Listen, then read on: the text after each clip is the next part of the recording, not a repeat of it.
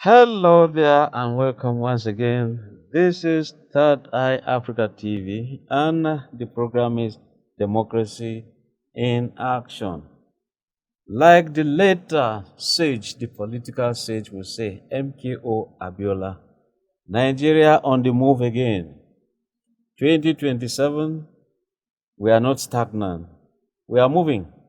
But there are always obstacles, there are always observations, there are always issues of law. However, those who know the art, those who know the act, those who can play politics will always summon all the problems, will always make Nigeria jump across the sea. I have with me a guest that has always been here, an activist, a human rights activist, a politician. In fact, politics and activism flow in the blood of the family like a river that must not be still. I want to welcome Hajiya Naja to Muhammed once again. Thank you. My name is Ben Adam Shaman and this is Third Eye Africa TV. Our guest is the National Deputy Chairman, Northwest of the African Democratic Congress. This is a party that has come to be, that has come to stay. But again, there are issues on ground, issues with INEC, and the dramatic personnel there. We also have people like Nafi Balagombe, Ralph Okenwosu, Dumebi Kachuku, Ralph Areboshala, David Mark, Rotimi Amechi, and a whole lot of others. Big political heavyweights. In the midst of that, our guest is, I will repeat, the National Deputy Chairman, Northwest, Africa Democratic Congress. Hajiya, how do you feel leading many of these political bigwigs, especially when it comes to Northwest? Well, I have to say that I'm very grateful to God Almighty, because when they decided to make me the Deputy National Chairman Northwest, I wasn't even aware of it. I didn't know that they had mobilized themselves to give me that position. So when we went in for our Northwest caucus, I went there to campaign for somebody else, not for this post, but for some other post that was zoned to the Northwest. So I was kind of shocked to see that they had majority of them. In fact, there was no dissenting voice when they made the selection and subsequent election for me to be where I am today. So it wasn't as if I went looking for it, but I'm really very, very grateful, very, very grateful indeed for all of them, all of the leaders from the Northwest. Now, let's look at it holistically now. The issue of ADC is actually the crux of the matter in politics today. And when you juxtapose it with the Independent National Electoral Commission, at the center to this issue of Nafi Balagombe, he's insisting that he never surrendered power to David Mark as a national chairman, or even Ralph Areboshala. So, as an insider, please lead Nigerians to get together. You know, it's very simple and straightforward, sir. Nafi Bala, or whatever his name is, was there when power was transferred to us. INEC was there. Before you continue, were you there? I was. We were And also, you saw him? of course. And he was there at our swearing in. He transmitted power to you. He transmitted power. You see, a decision had already been made. We had been working with them for months. It wasn't as if it was something that was done overnight. It was done over a period of about 9 months. And the ADC were changing their constitution to suit these transfers. And he was part of it. You understand? I feel so bad that our youth do not have what it takes to see our country as something for them, that they are the major stakeholder. I mean, I'm 70. Most of us, most of the people that he's fighting are like his parents. 70% of the people of this country are between his age and down.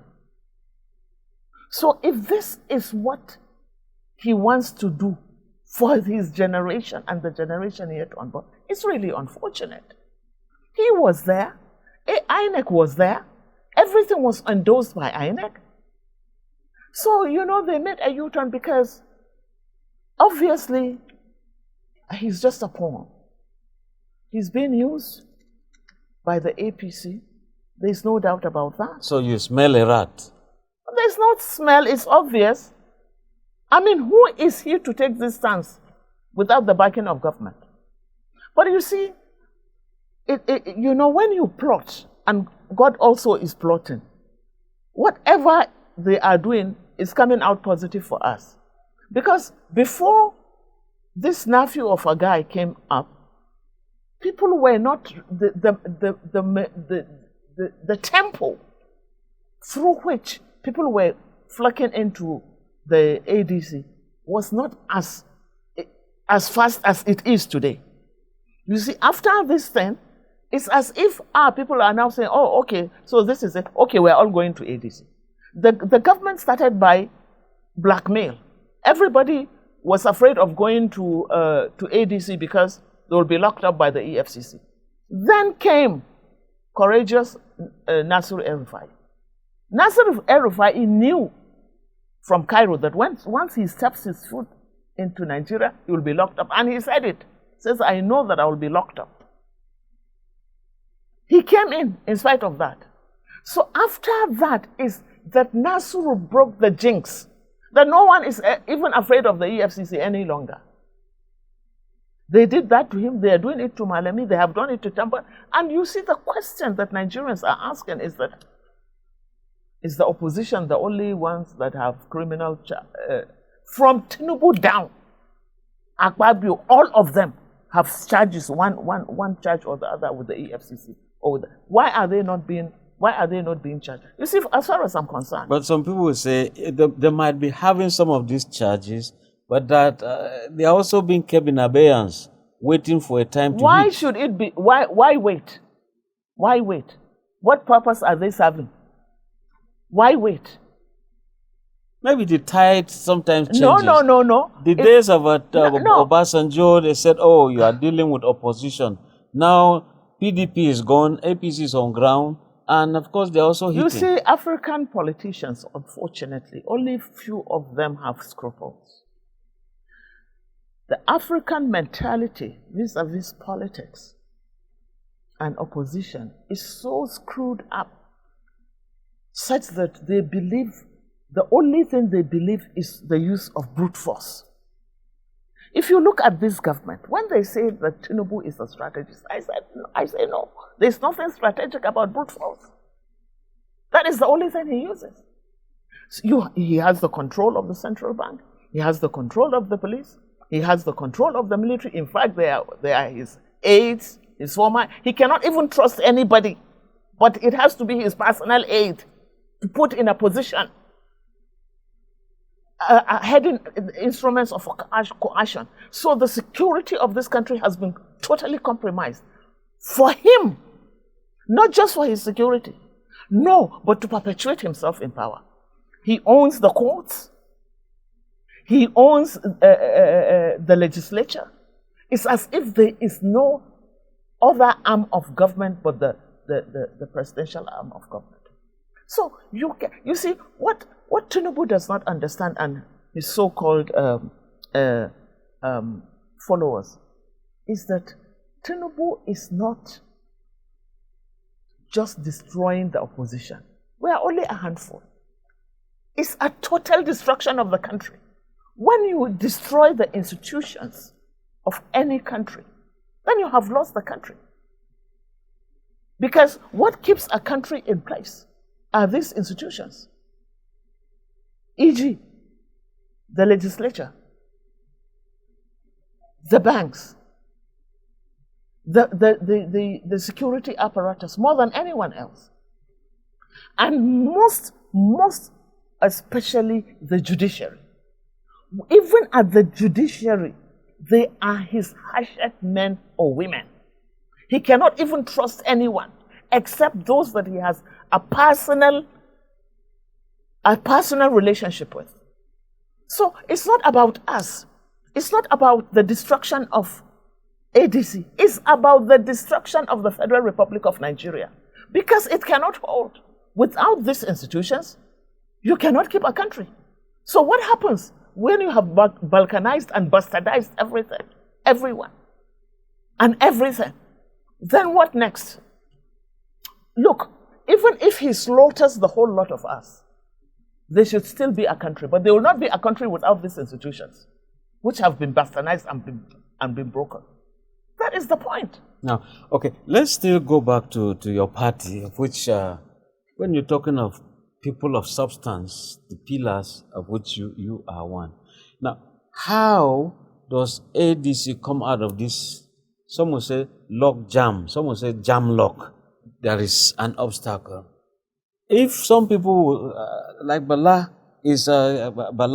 Gombe, is claiming leadership, and suddenly there is a Dumebi Kachuku, he is also coming up. How do we, handle this matter to avoid dragging to election periods? Look, let me tell you, all these things are happening. These ones are just a smoke screen. These ones are just a smoke screen because ordinarily, the INEC should have done the needful. Ordinarily, the judiciary should have done the right thing. So we are, this Bala of a guy and all these other chaps, they are just pawns used to destroy the institutions. Because ordinarily, we wouldn't care about them, we'll go to the courts. We wouldn't care about them, you understand, because the evidences are there. But it's a situation where it's not just about ADC. This is the mistake that people are making.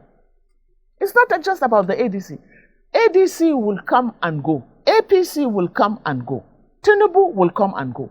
But once you don't have these institutions that will keep a country and a people together, then you have no country. We cease to be a nation. That is the crux of it. Yes. When you said the judiciary should have done the needful, what is this needful? The needful is that they follow the law. The law is explicit. INEC doesn't have to come to us. The law says that we should invite INEC, but it is not mandatory. And it does not nullify our convention. It does not nullify our gatherings. It is quite clear. But in a situation where the judiciary will make 360 degrees U-turn on the law, then there is a problem. I listened to Falana, and he made it very clear for us. So, but you see, you also have to look at the antecedents of the person behind all these things. If you look at the history of Tinubu politically, every single election that he had gone through or he had supported, he got it in court. He got it in court. One is worried, many Nigerians are concerned about the future. Why do you? It's not the future of the ADC. It's the future of our country. Exactly. That is why I want us to make that dichotomy. Yes. You see, when people zero it to the ADC or to individuals or leaders of the ADC, they are missing the point. I am insisting that it is Tinubu versus Nigeria. People have to understand that. Because what keeps a country are these institutions. I keep repeating it. You have bastardized it. You have broken it into pieces. The people that you put on these institutions are your personal aides. So what happens if you leave? What happens? So you have turned the country into a personal property. Nigeria is too big for that. Nigeria had never accepted anything like that. And you will say this one will be rejected. Because greater men, more powerful men than Tinubu, were resisted by Nigerians. Soldiers were resisted, more powerful, more intelligent. Look at the nincompoops around him. The people that cannot even think. They have no sense of strategy. You see, they are behaving like it's a government like that. They don't care. You know, they are like mafioso. You know, when you have a mafia head that has no empathy, that has his own rules to serve only his own interests, you know, they can destroy anything just to stay in power, to usurp wealth, to control the wealth of. I mean, look at Lagos. Look at Lagos. Look at the contracts. Look at the bastardization of the way that contracts are being given to his company with total disregard to the laws governing it. He owns Lagos. Now he owns Nigeria. At over 80, you can hardly walk. I mean, why do you need all this money, all this power? Why do you need it? And he said it something. I had him at one point saying that the more money I make, the happier I am. So it's like primitive accumulation. That's capitalism. And capitalism is good. It's even a lot better. Primitive accumulation. Because you just store things like the rat. Not because you need it. Not because it will serve any purpose. Okay. Now, Hajiya, you see, the former governor of Kaduna State, former FCT minister, Malam El-Rufai, when he pulled out of the APC, and the story was Tinubu has to be sent packing and sent back to Lagos. Now, one would have thought that, okay, let's look at policies. What will ADC, yes, offer to Nigerians to ensure that, yes, they are the issues that will make Tinubu to be sent back to Lagos? What are the issues on ground? The first thing that anyone should think of is strengthening our institutions. There is nothing you can do out of lawlessness. In a situation where you don't even have control of your instruments of coercion, look at the way our generals are being killed like rats because the government does not care. Look at the way our people are being slaughtered daily across northern Nigeria, at least. The government does not care. Look at the way our resources are being siphoned with no accountability. Our natural and human resources. Nothing to show for. And that is the first step. Is to restore law and order. That is the crux. That is the main thing that we will do if we come to power. Because without these things, there's no difference. No, there is, it's like he gives instructions as to what will happen and what he wants, and everything is rallied around his personal interest in staying in power. Power without a purpose. What is the purpose of this power? How has it served anyone? It is not even serving the Yorubas. that he claims to be defending or whatever. It is not because they are purchasing power. They are primarily traders. It is affecting their businesses in spite of everything. The devaluation, the purchasing power, the restive youth unemployment, high unemployment rate. I mean, it's affecting everybody. Of course, it is worse in the north. So when people start to think, no, it is Tinubu versus Nigerians, not Tinubu versus ADC. So all these riffraffs, they are not the issue. Well, okay. The issues are the bastardization of the institutions. Oh, good. Now, you see, let's just oppose it with PDP, where you have Wike leading a faction. You also have Turaki leading another faction. And of course, Sheyi Makinde appears to now to be romancing with some other people in APC. So, there appears to be factions there. Then, for Labour, of course, you also saw some factions there. Now, you come to the party ADC. Like I was saying, how do we overcome this when you have Bala Gombe? You have Raf Okenwosu. Look, I keep telling you, the issue is not Bala Gombe. So how do we come out of this? The issue are the institutions. They have been bastardized. So the issue, Bala Gombe is a smoke screen. So how do we overcome this? We will overcome it by protesting. Nigerians must say no. It's not about ADC. It's about our country. Now, I saw that the ADC also went to INEC, did some picketing, did some blockages, and so...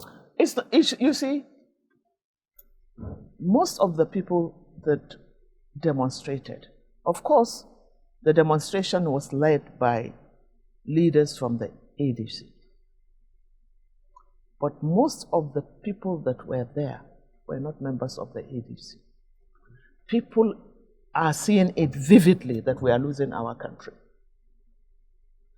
People are seeing it vividly. Look, let me tell you, when you have a leader that does not give a hoot about how you live, how you breathe, whether you can go to work, whether you can earn or not, whether you are secure or not, then if you don't think you have a problem, you are sick.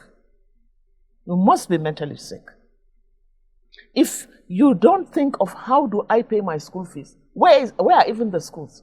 If you can't think of how do I get to the farm, how do I cultivate? How much is it taking me to get to work? If you're a policeman, how do you sustain yourselves? How many months without your salary? If you are a soldier, you are underpaid, you are undertrained, you are not properly armed, and you are sent to the gallows. I mean, people just don't see these things as a problem. They are seeing ADC, that ADC has a problem. ADC doesn't have a problem. Nigerians have a problem. And the sooner they understand that, the better. It's not about ADC, it's not about us, it's about our country. So, now, when you heard from the chairman INEC, Professor Joash Amopita, saying that, okay, if you don't put your house in order, INEC will not observe your primaries. Is that to any effect? We don't need him to observe the primaries. We just need to inform him. Whether he comes or not is his problem. In any case, he was Tinubu's lawyer. He still is. He defended him during the 2023 elections. And this is somebody who has so many corruption allegations, even as a lecturer in the University of Jos. So, you see, in Hausa we say, "Kaman kumba kaman kayanta." Explain. Kaman kumba kaman kayanta in Hausa, meaning that, like, you are what you eat. Show me your friends, I tell you whom you are. So if you look at the whole lot of people around Tinubu, from the security setup, to the key ministries, to the National Assembly, the imposition, you'll see that they are all like minds. But these like minds, a handful, that are taking our country to the gallows. I mean, even if Tinubu would want to stay forever, for instance, subhanallah, God forbid, how long does he have, considering his age and his health? So you see, we have to, any sensible person that does not think beyond that is sick.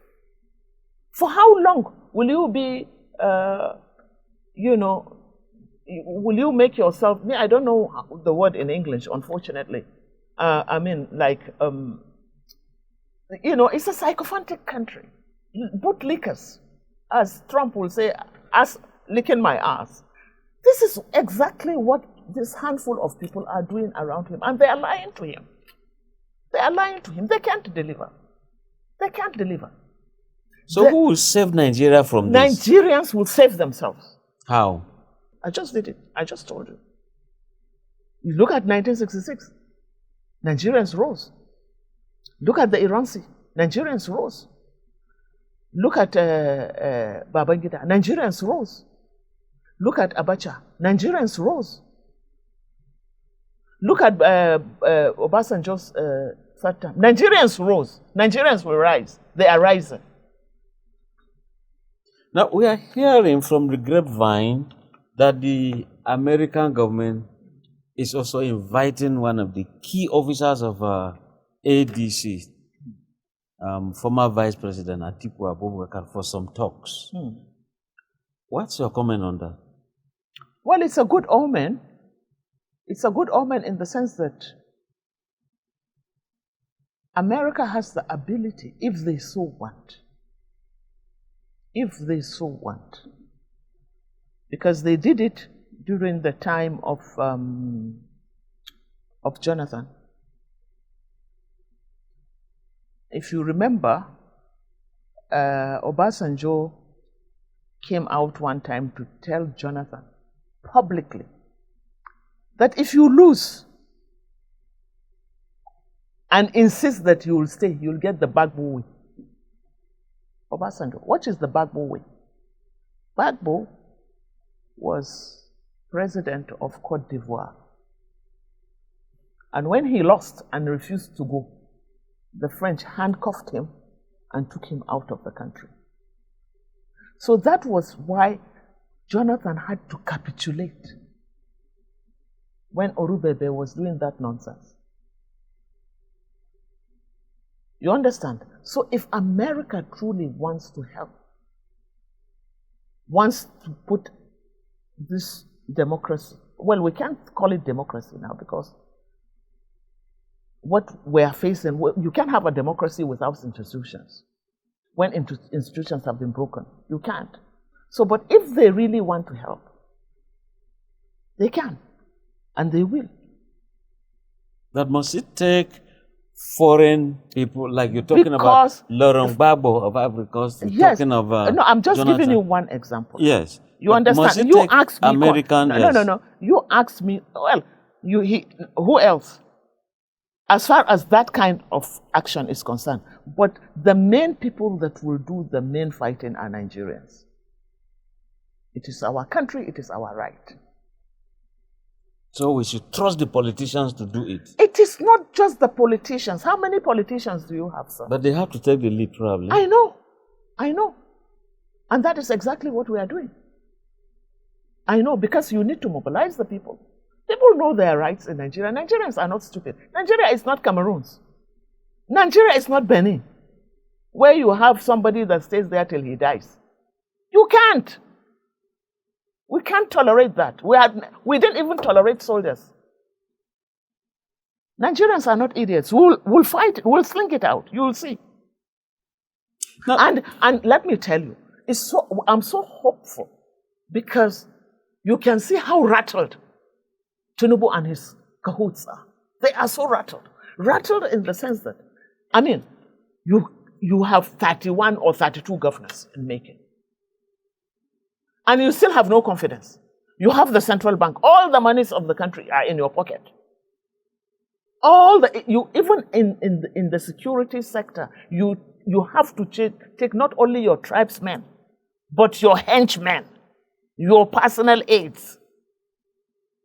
And you are still jittery that you have to send people like these chaps, supposedly, without INEC, a person like this INEC chairman, and without irresponsible people at the head of our judiciary. People like this Bala of a guy will not stand a chance. They will not stand a chance. But the aspersions you are casting on the judiciary, ADC still goes to the judiciary, to the court. What do we do? You have to. Meaning that there's that element of confidence. No, there is no confidence. The fact that you go there is...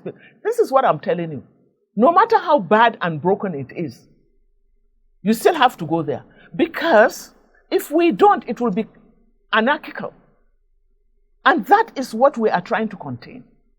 If these people continue as they are, believe you me, Nigeria will implode. And it is going to be catastrophic. We in the ADC are responsible enough to know and to see these things. So we are trying to contain it by going to this useless, so to say, courts.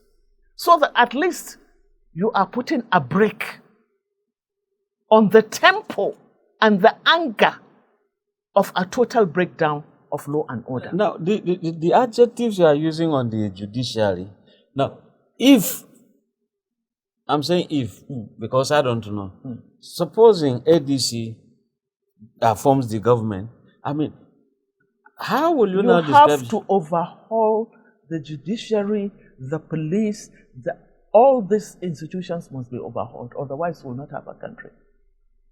The fact that you come into power and you don't make that overhaul, it won't work. It won't work. Because the place is so rotten. There has to be an overhaul. So why should Nigerians believe that ADC is the option? Do they have a choice? Tell me the other option.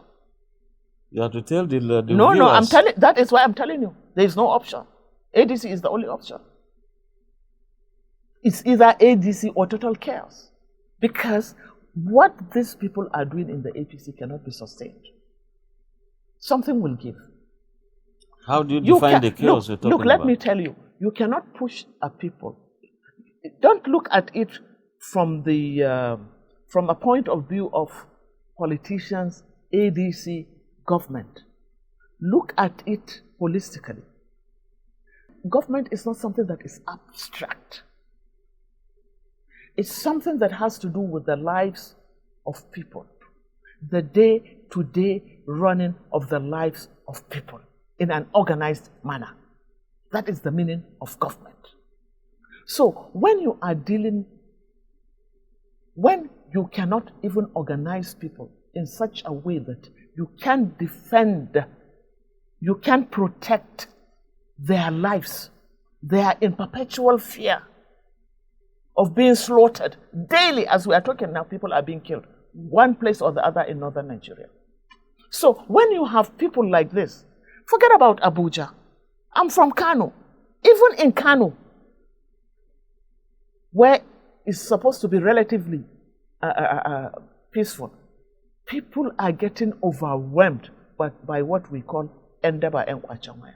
Well, talk about Borno, talk about Yobe, talk about Plateau, talk about Benue, talk about Nasarawa, talk about Niger, it's crazy. Okay. So now, all these people, yes. You don't reduce their lives to ADC, to political parties. You have to see the concrete reality upon which they are living. Excruciating poverty, insecurity, and the government that is... you have no hospital, you have no schools, you have nowhere to run to, you cannot even feed. You are thinking of the next meal, where do you get it? Okay. These are the type of things, you see, and without these institutions... Yes, we'll just go on a very short break. Hajiya, Naja to Muhammed, and a politician, always, never a dull moment with her. And we shall continue, especially this story of the life of the northerner in northern Nigeria, in Nigeria. Where is the way out? How do they live like? We'll come to all of that when we are done with this short break. My name is Ben Adam Shaman. Crime is changing, so is the next generation changing. The next generation brings you real voices and real action and real stories. Stay alert, stay informed, and stay empowered with the next generation. Across our streets and communities, young Nigerians are taking a stand, using innovation, awareness, and unity to build a safer tomorrow. Witness young leaders, innovators, and change makers as they step into the spotlights. From community projects to breakthrough ideas, see the passion, the struggle, and the success. From neighborhood patrol to digital safety, we spotlight the youth shaping a more secured nation. Coming to you soon on TED Eye TV.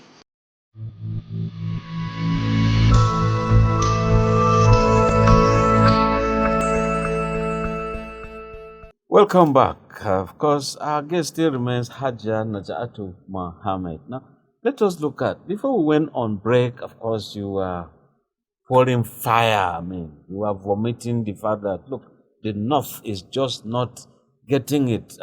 So, what is it about this northerner in Nigeria, his life, and generally in Nigeria? It looks like he's a bit behind. So, what really, tell us what you think about all of this.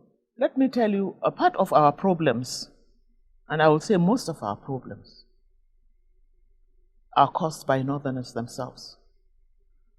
Long before the coming of Europeans, before they set foot on the African soil, people from this part of the country had built empires.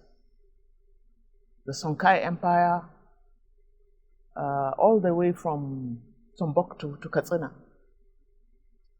We had built structures. We had a flourishing economy. And then came the Ottoman Empire. And then came the colonial imposition. But one thing generally the northerner is known for, and when I say northerner, I'm not talking just about the Hausas. We are in the majority, yes. And our lingua franca is Hausa, across northern Nigeria, for instance.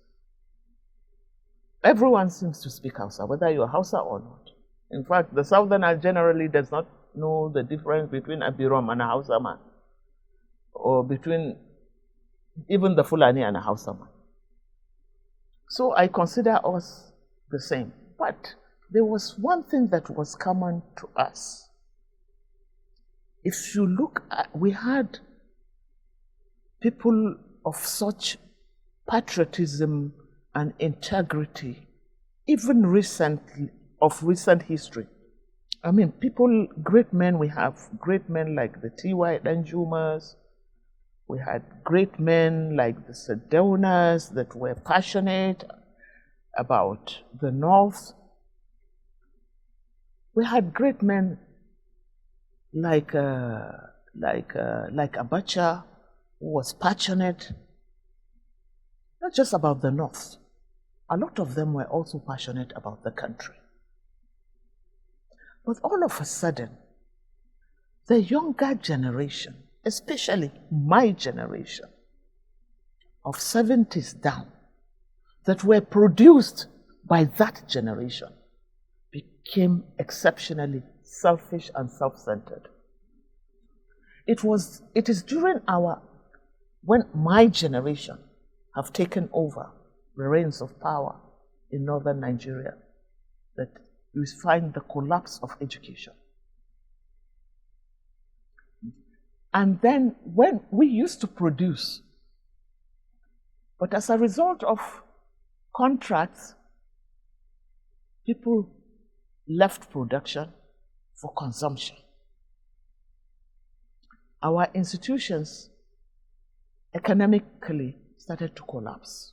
In fact, I was, And they- yes, and I they- was actually to come to that because and when they you were look the- at even when federal government shares money, Exactly. every state will have its own. Yeah. But why is it that the southeastern, southwest, you see them You see, progressing, the- but they're not. no, We are busy yes, fighting this- war, fighting and killing ourselves. Yes, because they allowed it. Who are these days? The elites. Okay. The elites in northern Nigeria. And the elites constitute both the military and political class, our clerics, and our traditional heads. Most of them are our own enemies. They sell us out, even today.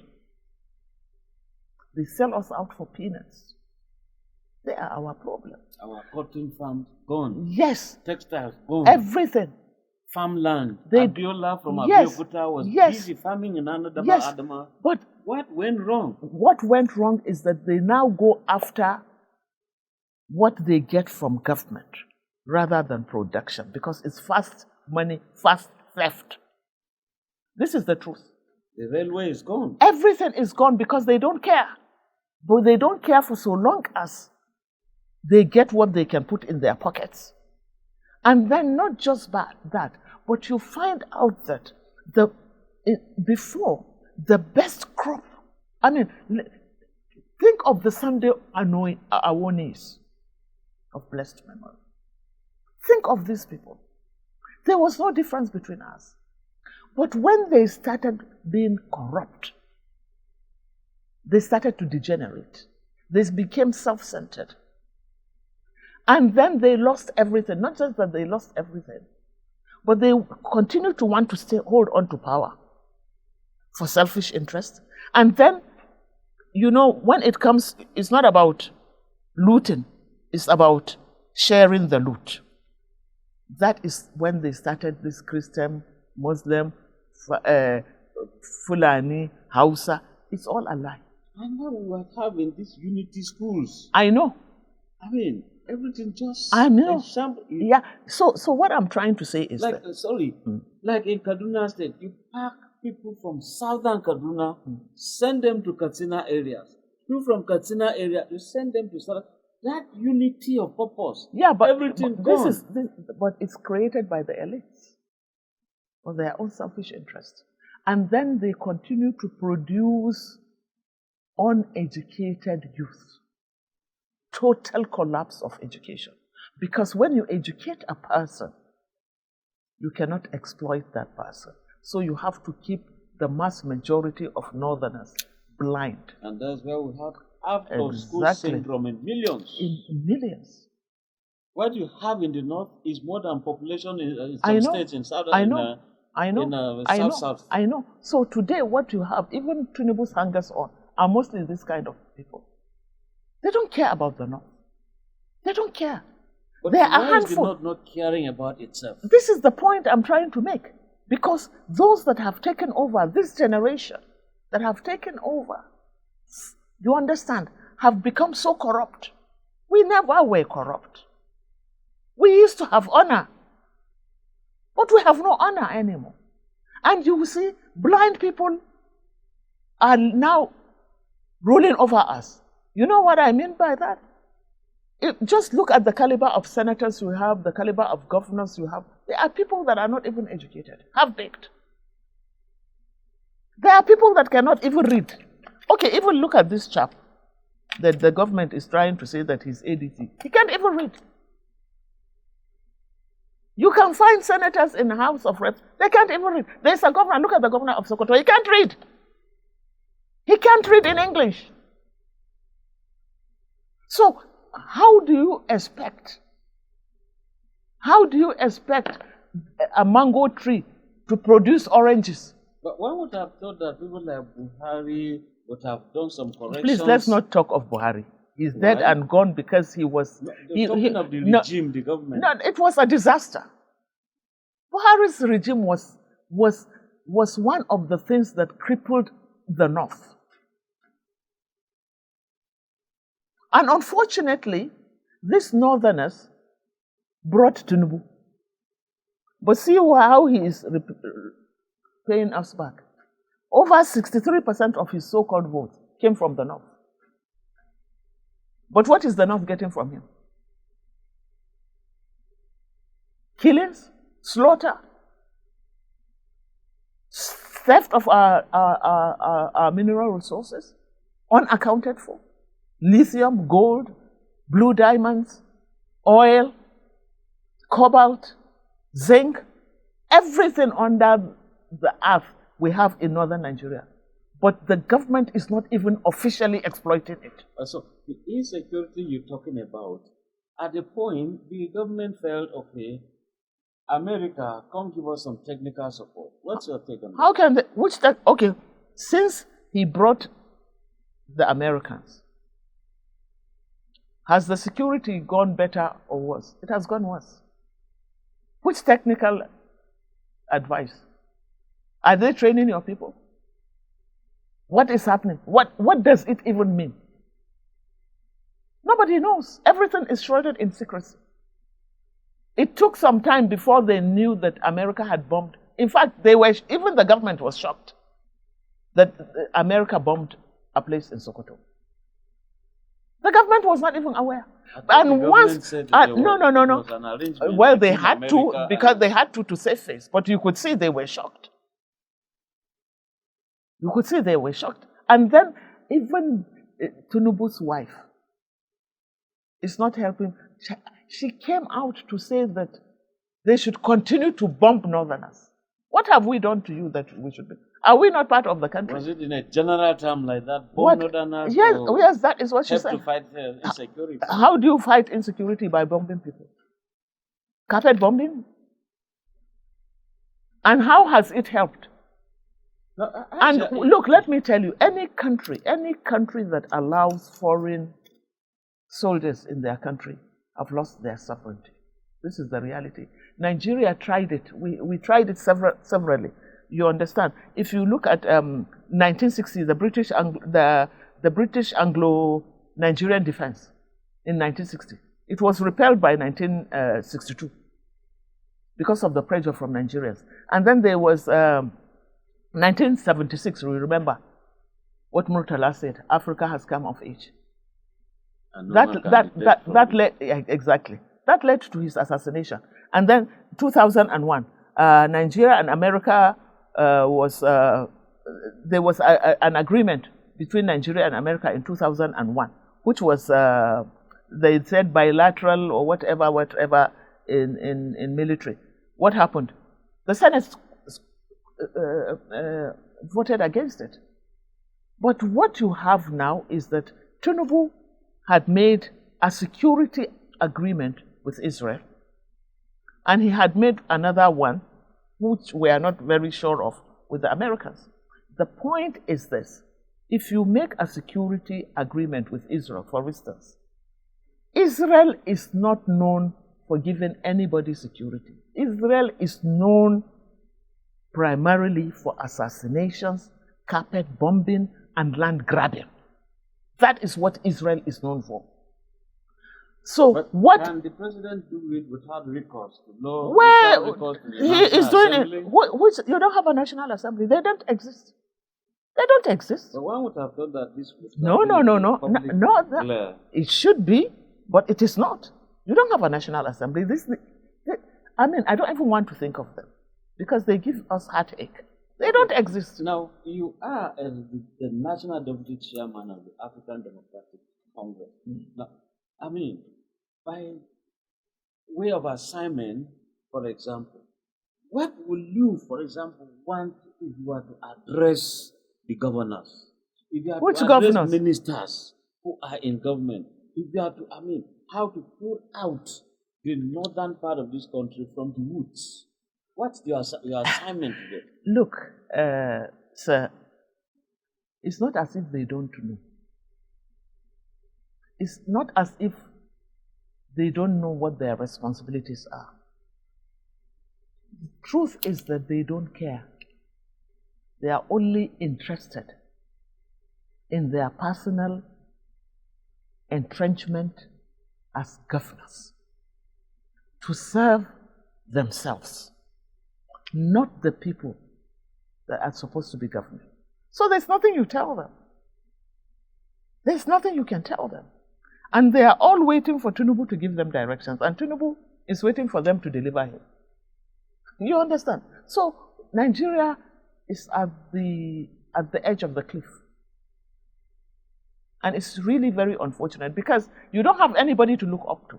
You don't have anybody to say, oh, this one will give me some kind of solace or some kind of protection. Because there is none.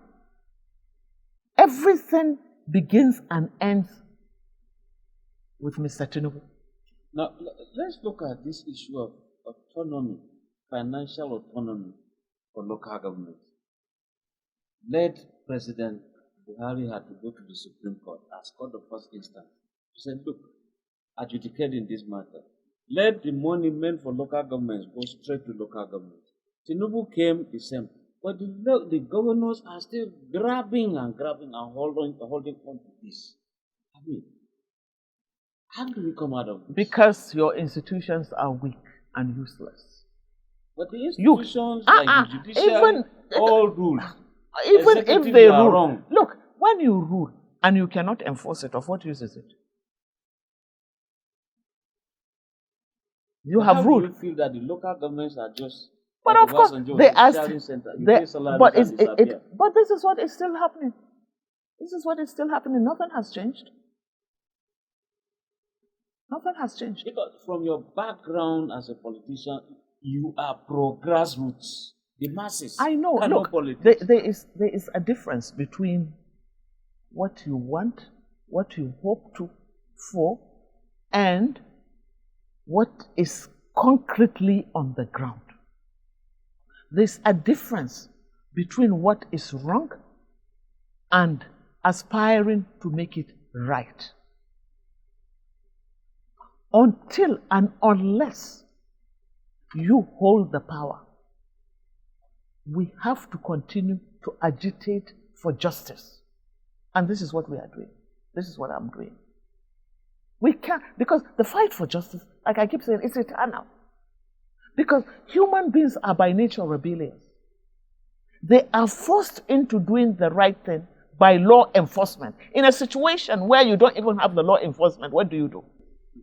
Now, you spoke about Bala Nephew Bombay, his age as a youth, and his, you're feeling that the youths, they are not seeing their front properly, and the issue of women in politics.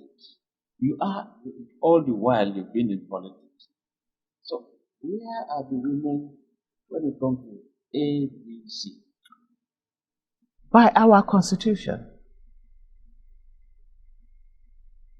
there's, in the first place, 50% of all elective offices must be given to the youth, and 30% of it should go to women. So we don't have a problem. However, where the problem lies is that, are the women willing to take advantage of that? And probably cultural and religious inhibitions. No, it has nothing to do with culture, let me tell you. It has nothing to do with culture. As far as Hausa people are concerned, we have heard of the Amina of Zovzo, we have heard of the queen of Daura, Daurama. They were all women. We know of the Oramas in the palaces. You know, they control the sale of grain and things like that. Women were very powerful in Hausa land. You understand? So it's nothing new. And religion does not, in any case, Nigeria is a secular country, isn't it? Well, our constitution is secular. Exactly. Now, finally, some people will know, INEC chairman resigned. Don't you think if he resigns suddenly and some will say even the electoral act, no, let's go rework it, and time is of the essence. What's your take on all of this? My take is that the reason why Tinubu is doing all this, cornering everybody, I'm twisting everything, breaking the institutions, breaking the law, doing is because he's not sure. He wants to be the only available candidate, and then Nigerians should go and endorse. That is what, anything short of that, he's scared. He's scared. That is why he's going an extra mile to destroy everything. It's either him or nothing. Supposing his calm also replies you to say, okay, the party is good, that's why serving governors. There is nothing good. What is good? No. Okay, is it by chance that they started moving after the removal of Fabura? That was when they started moving. When he came out, he removed an elected governor in Rivers State and imposed a military officer, a former military officer, for 6 months. After which he reinstated the governor. And then what did he say? He said, I have the knife and I have the yam. That he has been given the mandate by the Supreme Court to remove whomever he wants. So all the other governors got scared. They know that their immunity is useless with Tinubu. That is why they started jumping. Okay, but like Governor of Bauchi State, Bala Muhammed, second term ending, and now it looks like he's hopping into APC. It's not only Bala. All of them are hopping into APC. Why? But because those who have single tenure, yes, it's no. understandable. It has nothing. No, it is not. It is not about that. It's about being locked up. Being locked up. Okay. Explain. Yes, he will send. If he can send a sitting governor who is also on his first term, what do you think he can do to one that is going? It doesn't make any difference to Tinubu.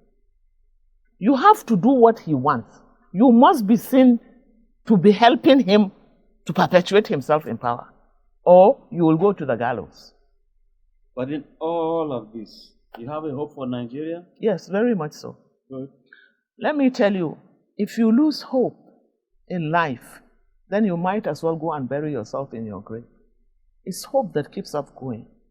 And human activity over time is about hope, it's about leaps, it's about falls, it's about breakages, it's about strength, it's about weaknesses, it's about balkanization and galvanization. These things are normal in human life, in human activity over time. So Nigeria has seen worse situations. Other countries have seen worse situations, but we always come out of it. And there is no way that you can have any kind of smooth transition in power, you understand, without this kind of squabbles. But we have never seen anything like this. Because even when the military were doing what they were doing, the institutions were working. Well, it is here that we have to end this program, and we've been speaking with Hajiya Naja Muhammed. Let me tell you, so soon and very soon, she's going to appear in our program, The Veteran. Try to watch this. You want to know who really she is. And you remember the days of Aminu Kano. You remember the days of Bala Muhammed. She's the wife of Bala Muhammed. You remember the days of Abubakar Rimi. You remember the days of Kano politics. You remember her politics in ABU. I'm sure it's going to be an interesting outing that you look out for.